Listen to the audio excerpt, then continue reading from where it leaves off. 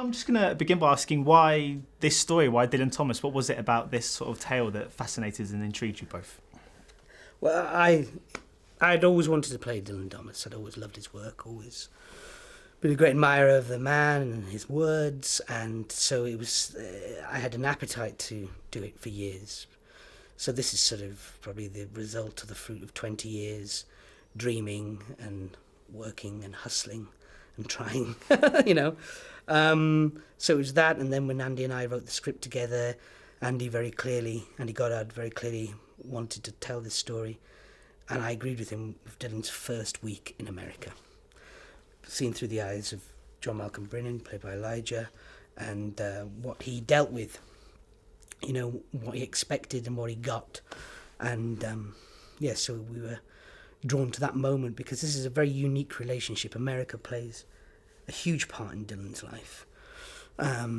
His legacy and, you know, there's Wales, there's New York, and there's London. There's this sort of trinity of influence, should we say. We wanted to make this sort of punk ethos buddy movie, what it would be like if you had to look after Dylan Thomas for a week, you know, and if you did the crazy thing like bundling him into a car and taking him to a log cabin, you know, what would you do, you know, would you try and play chess with him? What if he couldn't play chess? What if he pretended he couldn't play chess? You know, these are all conversations we had. And was there sort of quite a pressure in writing dialogue for him? Because it's obviously new and original dialogue, and we know him for his incredible wordsmith, the way he writes poetry. And to write like him speaking normally must have been quite a challenge, I suppose. I will say, you know, it's interesting because I read the script. That was my introduction to the piece, and my introduction to Dylan Thomas. I wasn't familiar with him or his work. I knew who he was, certainly. And then I read a bit of Dylan Thomas in America, and there's a sort of major section that sort of is about this particular time that the movie details. And man, I then realized that so much had been pulled from his actual words. So there's actually a great deal of Dylan interspersed throughout his dialogue of real things he said. Either quoted or remembered, but often you use them in really interesting ways. So it's very much throughout a genuine, real references to things that he was heard to have said or things that he actually said. Yeah. That you sort of wove into conversation. And inspired the sort of style of it, you know, the way he refers to people, and, you know, he must have been very charismatic and very, very funny. You know, you would have gravitated in, you know, he went to the pub to talk. This we famously said, that's why I go to the pub. I go to the pub to talk and then drink, you know. Drink just happens to be there, but it was about the people. And there's a lovely quote on the White Horse Tavern in New York that says, I very much enjoy people telling me about their childhood, but they'll have to be quick or I'll tell them about mine. You know? And it's a funny line, but it's also, you know, it's connected. You sort of feel like he couldn't have written Under Millwood. He couldn't have written... you know, be that connected to people had he not listened to people. And that's why there are scenes in the film where we have Dylan listening to people and their heartbreak and dreams and failures, and you know, and that's why when John opens up that vein, which is an amazing sequence. I mean, watching Elijah and Shirley Henson do those ghost stories is fantastic, and but John's ghost story is so like hard to you know, it's almost like that's the bit that really gets to Dylan, because he's sort of feeling the man inside, the vulnerability. So if you could sort of spend a week in the company of any genius, who would you opt for? Oh, man. That's so difficult. A week in the company of a genius. I'd love to spend a week with Brian Eno. Great fan of what he does, and admirer of what he does as a producer, as a songwriter, and I'm sure there's plenty of filmmakers that I'd love to spend time with. I don't know. That's a tough question. I suppose there's a lot of people. After seeing that 20,000 Days, I think a week with Nick Cave would be pretty cool. Yeah. Yeah. You know? I still haven't seen that. I'm dying to see that film. Amazing. But I suppose it's sort of yeah, it's you want to experience everything, don't you? The world. So I suppose, you know, it would be one of those characters that is sort of maybe like a polymath, you know, who writes, paints and sings, you know, and does all those things, yeah.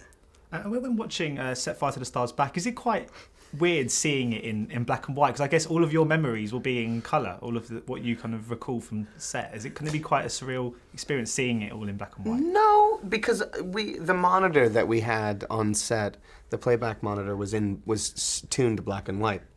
So even though our apart from Bryn, the sound guy, who had it in colour, who was the only one who watched it in colour, yeah. You know what I mean? That's pretty and when he funny. saw the trailer, he was like, "Oh, it looks great in black and white." Sort of, but yeah, I mean, obviously our experience we see in colour, but on a daily basis, everything we would see in reference to what we were filming lived in black and white. So we'd gotten quite used to it, and I don't know, I was obsessed with the notion of it being in black and white, and so excited. And what Chris Seeger was doing, you know, as our DP, it felt like paintings on a daily basis. It was just so exciting to see what he was coming up with, and the way that he was lighting, and the way he was crafting the film cinematically. And black and white really kind of lent itself to the telling of the story, and to sort of be evocative of an old film style, and, you know, film noir. And so it wasn't shocking when we finally saw it. It was just a culmination of all of the things that we'd sort of imagined it to be. It was exciting, you know.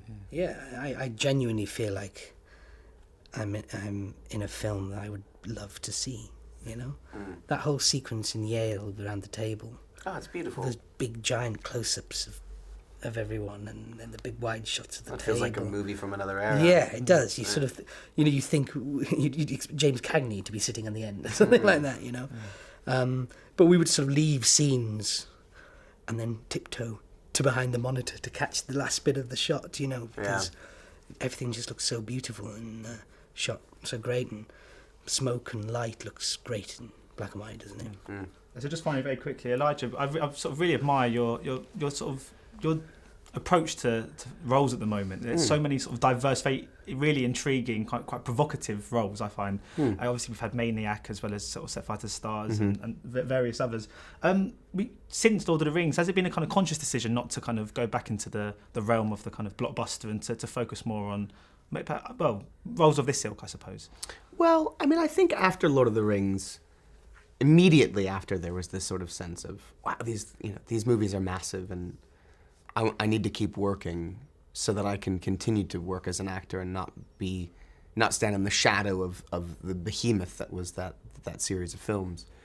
But that was the sense I had immediately after. I mean, so many years have passed now, so I don't really think about it in those terms, and I don't really think about the shadow of Frodo or the shadow of those films.